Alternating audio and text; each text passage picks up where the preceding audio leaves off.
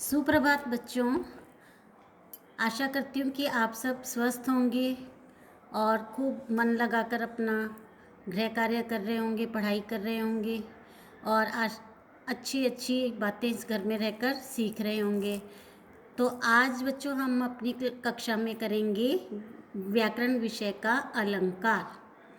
अलंकार यानी अलंकरोति इति अलंकार, जो शोभा बढ़ाता है उसको क्या कहते हैं? अलंकार। अलंकार का शाब्दिक अर्थ होता है आभूषण या गहना।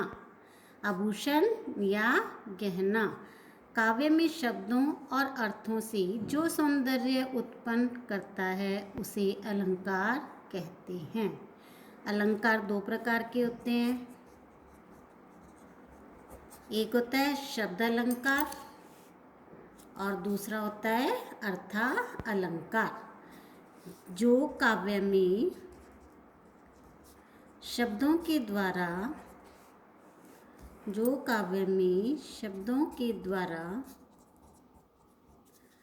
चमत्कार या सौंदर्य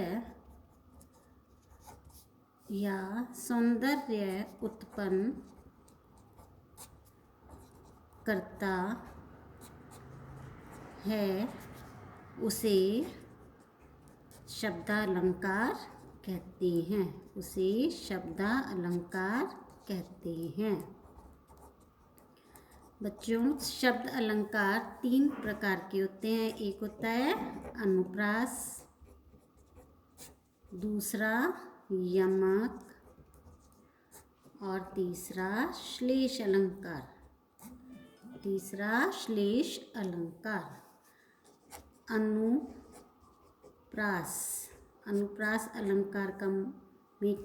अनुप्रास अलंकार।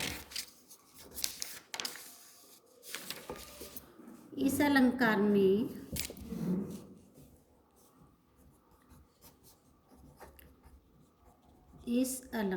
में पंक्ति में जब वर्णों की आवृत्ति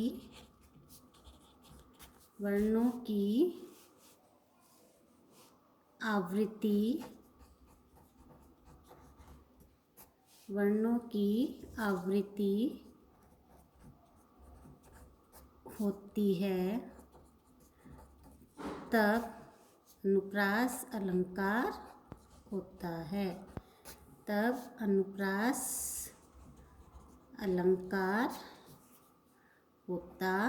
है। वो उस अलंकार में प्रथम वर्ण की भी आवृत्ति हो सकती है या अंतिम वर्ण की भी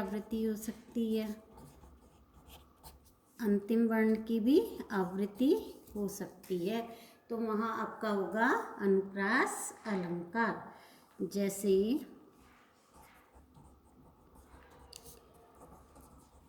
रघुपति, राघव, राजा, राम।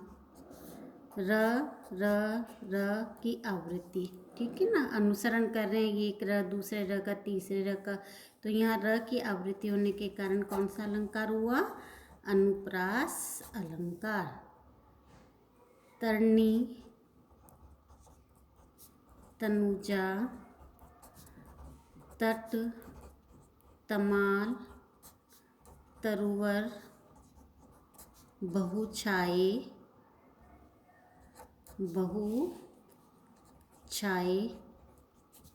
यहाँ त वर्ण की आवृत्ति होने के कारण किसकी आवृत्ति है? त वर्ण की आवृत्ति के कारण कौन सा अलंकार है? अनुप्रास अलंकार। हमारे काव्य में अनेक ऐसे उदाहरण आते हैं जहाँ पर वर्णों की बार बार आवृत्ति होती है, वहाँ हमारा अनुप्रास अलंकार होता है। अवधि, आधार, आस, आवन की। अवधि, आधार, आस, आवन की में अवर्ण की आवृत्ति आवृत्ति के कारण कौन सा अलंकार हो गया? अनुप्रास अलंकार।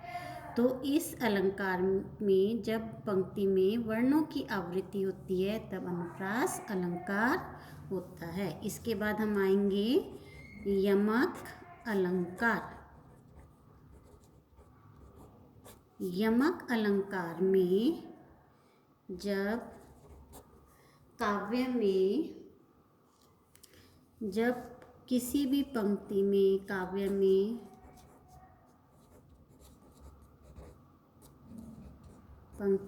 या काव्य में शब्दों की आवृत्ति हो,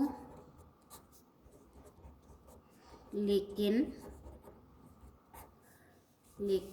अर्थ प्रत्येक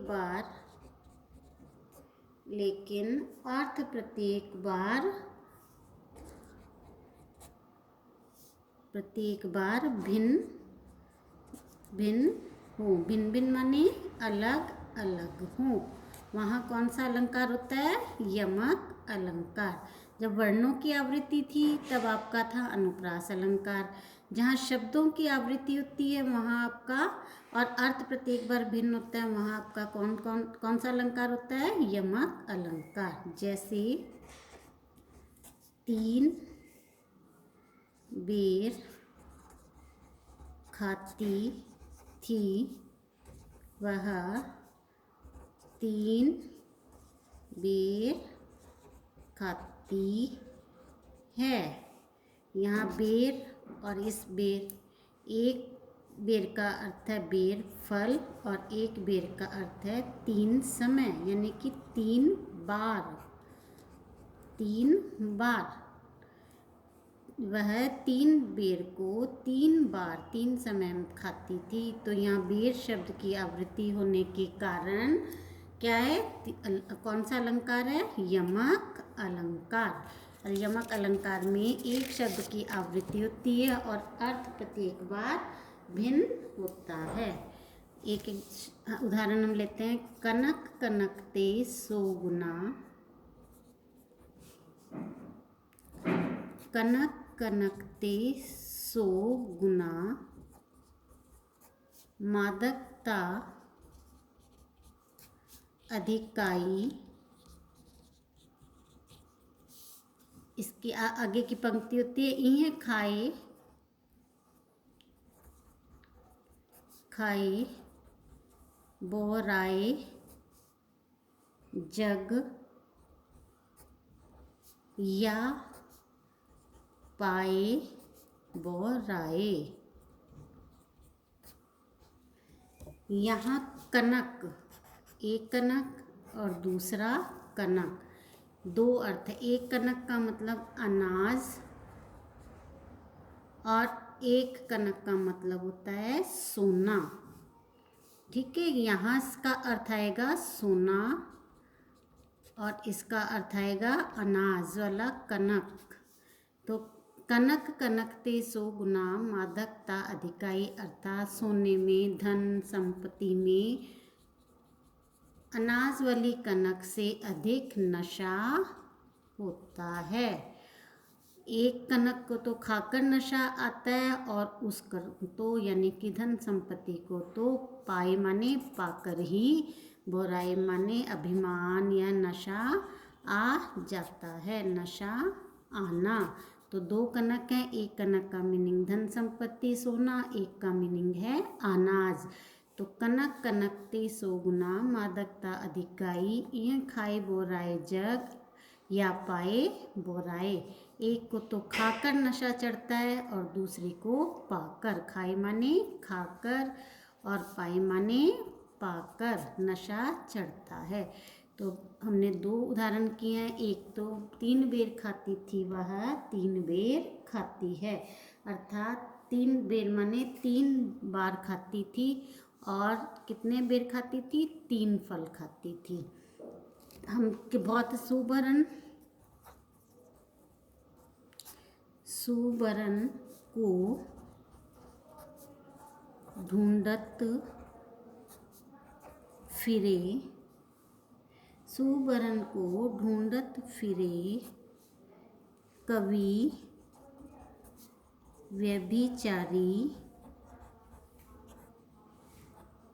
व्यभिचारी चोर।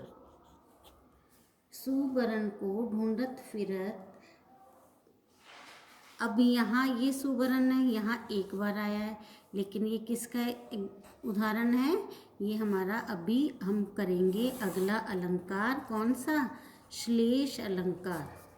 श्लेष अलंकार का उदाहरण है। श्लेष अलंकार में श्लेष का अर्थ क्या होता है? चिपकना। श्लेष का अर्थ होता है चिपकना, अर्थात जब एक ही शब्द से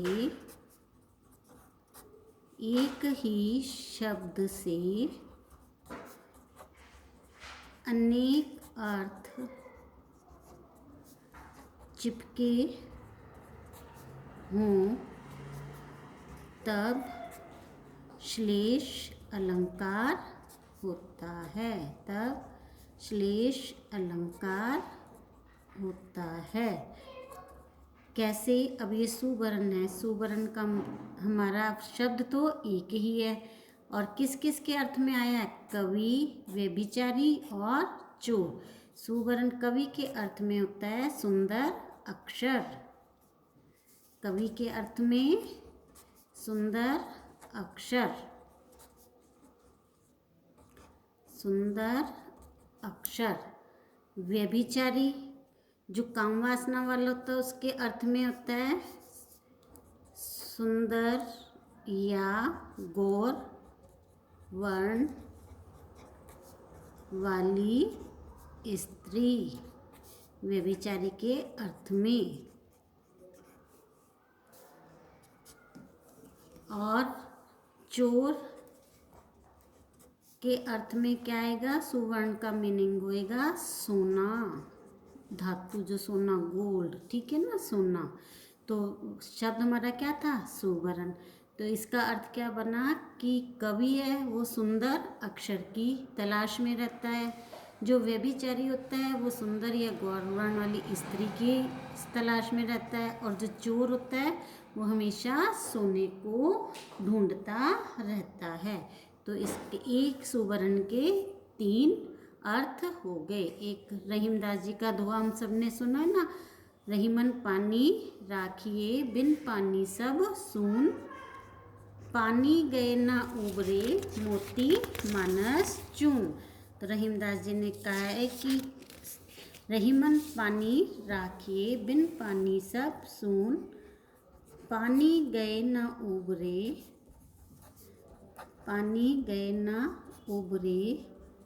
मोती मानस चून। अब यहाँ एक पानी है, इसके अर्थ मोती, मानस और चून, इन तीनों के अर्थ में अलग अलग आएगा। मोती के अर्थ में पानी का मीनिंग है, पानी का मीनिंग क्या है? मोती के अर्थ में पानी का मीनिंग है चमक।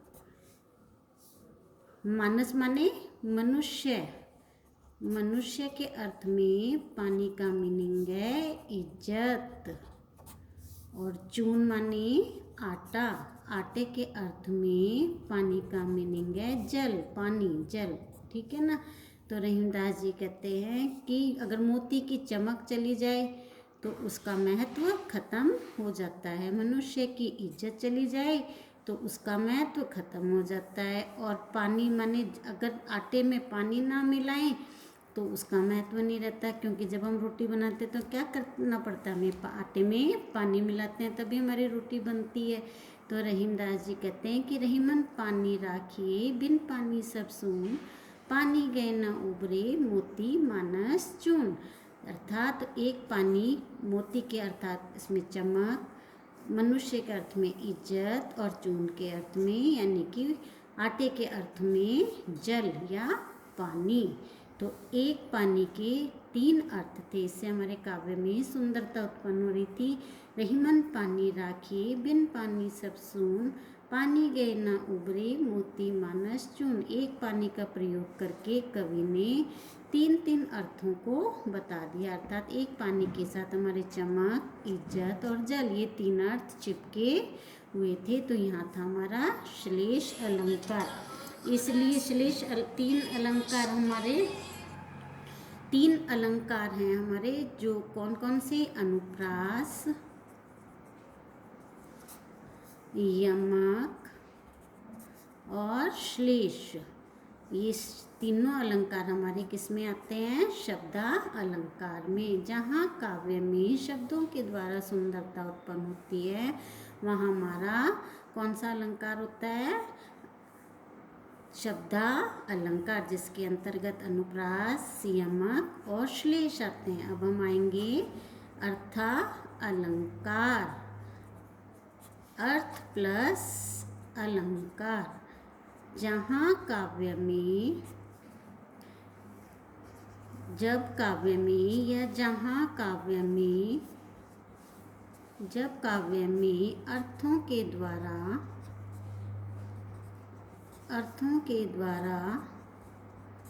सुंदरता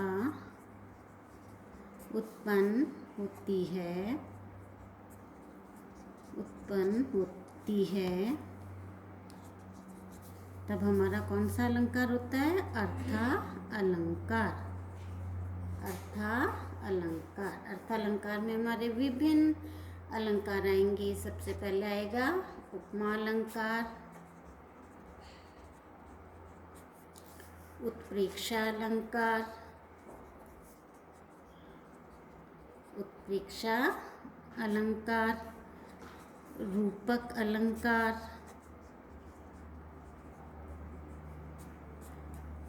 अतिशयोक्ति अलंकार, अतिशयोक्ति अलंकार, मानवीकरण अलंकार,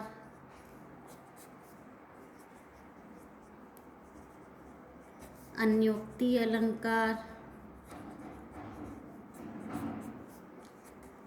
अन्योक्ति अलंकार। तो हमारे कौन कौन से, उपमा अलंकार, उसके बाद हमारा उत्प्रेक्षा अलंकार,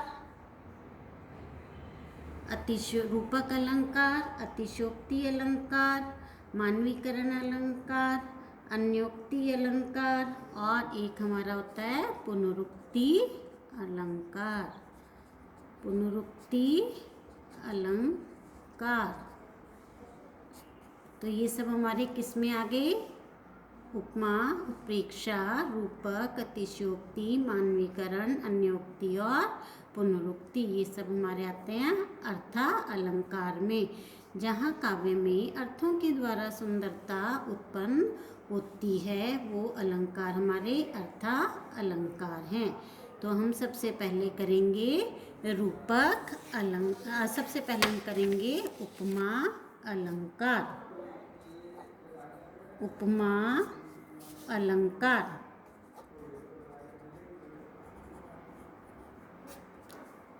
प्यारे बच्चों, उपमा अलंकार में हमें सबसे पहले ध्यान देना है, उपमा अलंकार, उपमा का मतलब होता है तुलना करना। उपमा का मीनिंग होता है तुलना करना। जब हम कोई दो वस्तुओं की, दो व्यक्तियों की आपस में तुलना करते हैं, वहाँ कौन सा अलंकार होता है, उपमा अलंकार। किसी भी दो वस्तु की, दो व्यक्तियों की जब हम तुलना करते हैं, तो वहाँ हमारा होता है उपमा अलंकार, जिसका शाब्दिक अर्थ होता है तुलना करना। उपमा अलंकार के हमें पहले अंग याद करना है। इसमें उपमेय, उपमान, वाचक शब्द और साधारण धर्म, ये हमारे 4 इसके अंग होते हैं, उपमेय, उपमान, वाचक शब्द और साधारण धर्म। इसके जो उपमेय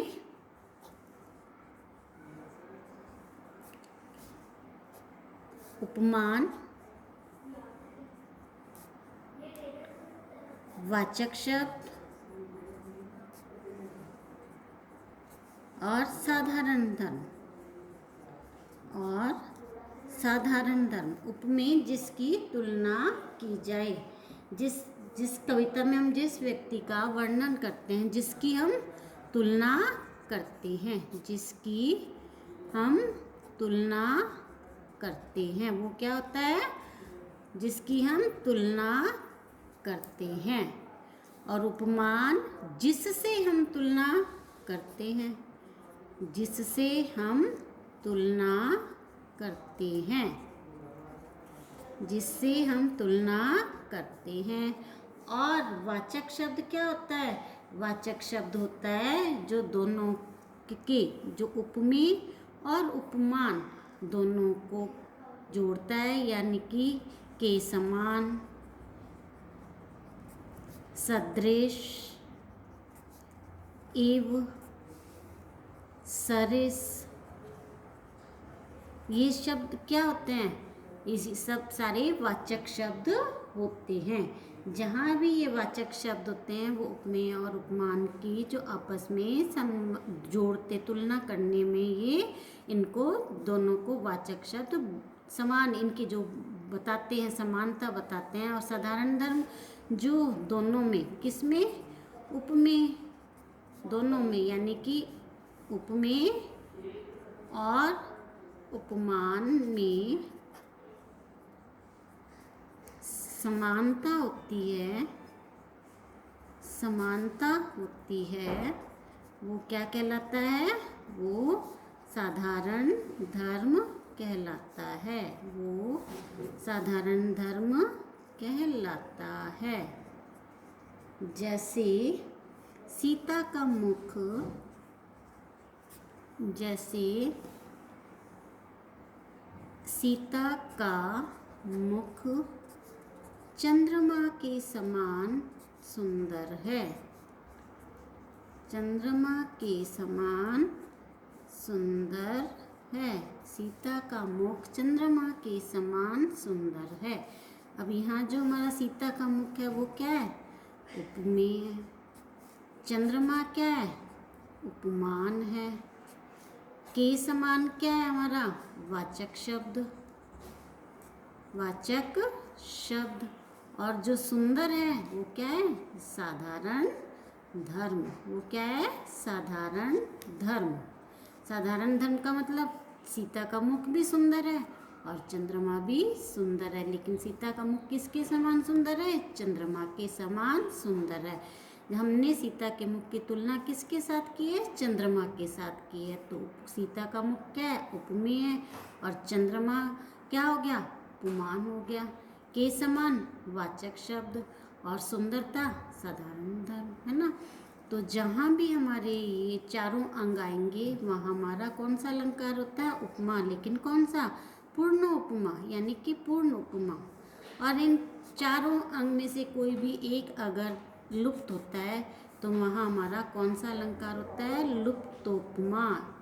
लुप्त माने गुम होना, लुप्त माने गायब होना। एक कोई भी, चाहे वो वाचक शब्द ना हो, चाहे हमारा साधारण धर्म ना लिखा हो, वह हमारा लुप्त उपमा। आपके पाठ्यक्रम में नहीं है, लेकिन आपको बताने के लिए, जब चारों अंग होते हैं पूर्ण उपमा, जब एक भी नहीं हो तो हमारा लुप्त उपमा अलंकार होता है। अब हमारा होता है पीपर, पात, सरिस, मन, डोला। बच्चों को जरूरी नहीं होता कि पहले वाला उपमेय और बाद वाला उपमान होता है, आपने पढ़कर उसका अर्थ निकालना है। पीपर, पात, सरिस, मन, डोला। कोई क्या कहता है कि उसका मन पीपल के, पीपर माने पीपल के पत्ते के समान, पीपल के पत्ते के समान। सरिस माने समान, मन माने हृदय, दिल, डोलना माने हिलना, डोलना, व्यथित, ठीक है ना, विचलित होना। मनुष्य के हृदय के अर्थ में क्या आएगा? विचलित होना, ठीक है। और पीपल के पत्ते के लिए हिलना या विचलित होना। क्या कहते हैं कि जिस प्रकार हवा से पीपल का पत्ता क्या होता है, डोलता है, उसी प्रकार मेरा मन। तो यहाँ जो मन है वो क्या है, उपमेय है। उसकी तुलना किससे की गई है, पीपल के पत्ते से। तो पीपल का पत्ता क्या हो गया, उपमान हो गया। ठीक है। और सरिस आपका क्या है, वाचक शब्द हो गया। और डोलना क्या है, साधारण धर्म। डोलना क्या हो गया, साधारण धर्म।